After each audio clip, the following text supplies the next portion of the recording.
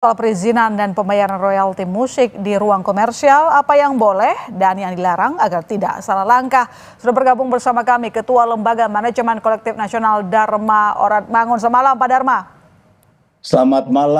Selamat malam buat Kompas TV yang juga mau mengedukasi masyarakat dengan acara ini. Terima kasih dan yuk kita ngomong dengan persuasif gitu. Ya, dengan sejelas-jelasnya sehingga semua bisa mengerti, termasuk juga pengusaha kafe yang sekarang sudah tidak mau memutar lagu Indonesia di kafenya, Pak. Jadi gini, tak mau bayar royalti, pengusaha beralih putar suara instrumen. Bagaimana tanggapan dari LKMN? Pertama sekali kita harus tahu persis musik instrumentalia pun itu ada hak ciptanya. Kemudian suara alam atau suara burung dan lain sebagainya itu ada produser yang merekamnya, mau itu badan usaha atau pribadi.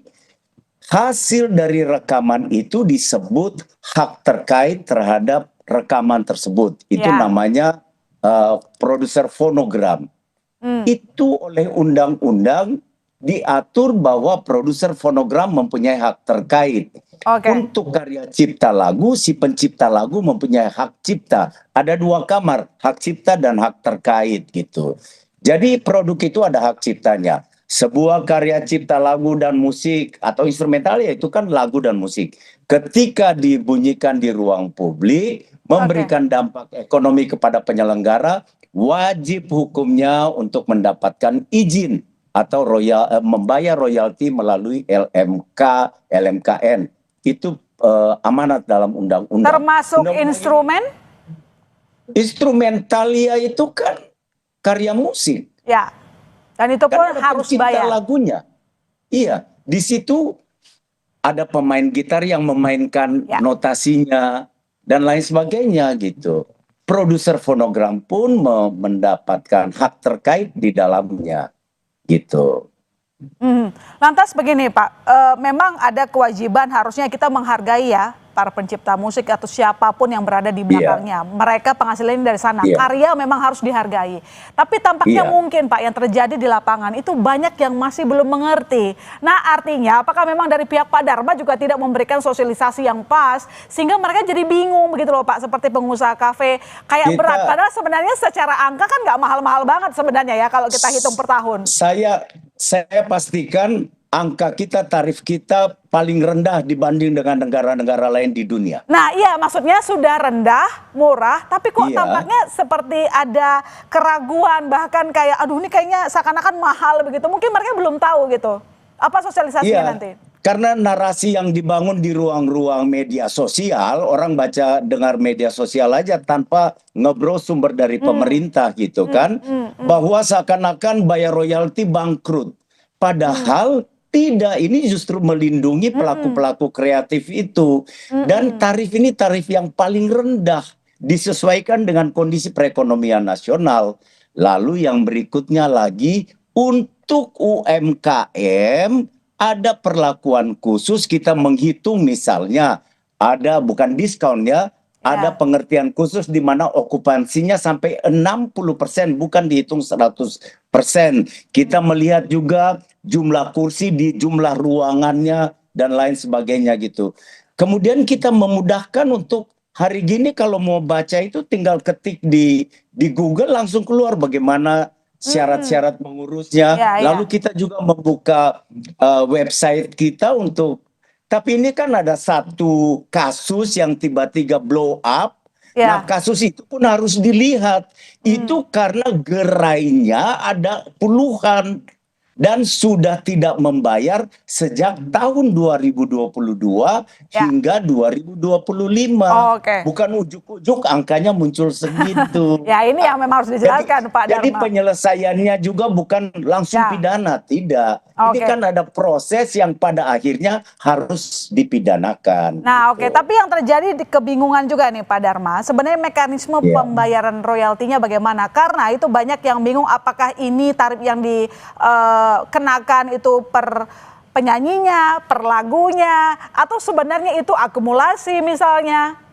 Akumulasi, jadi bukan bayar per lagu Jadi loh. berapapun Jadi, lagu yang diputar, siapapun penyanyinya, yang penting per tahun 120.000 tadi ya, ada hak cipta dan... iya, jadi begini Bu, misalnya di kafe itu, kita blanket license.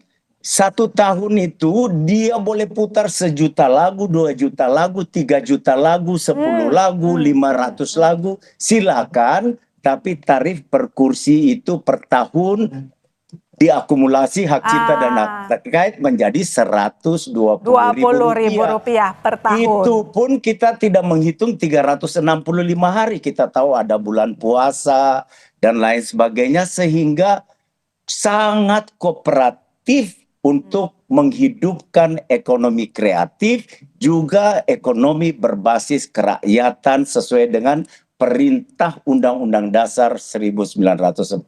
Oke, sekarang Kurang kita... lebih begitu. Iya baik, Pak Dharma. Sekarang kita ke kesejahteraan musisi dan mereka yang terlibat di belakang sedikit saja. Bagaimana transparansi pembagian royaltinya bagi lagunya, musisi dan siapapun yang terkait produser dan lain-lain di belakangnya?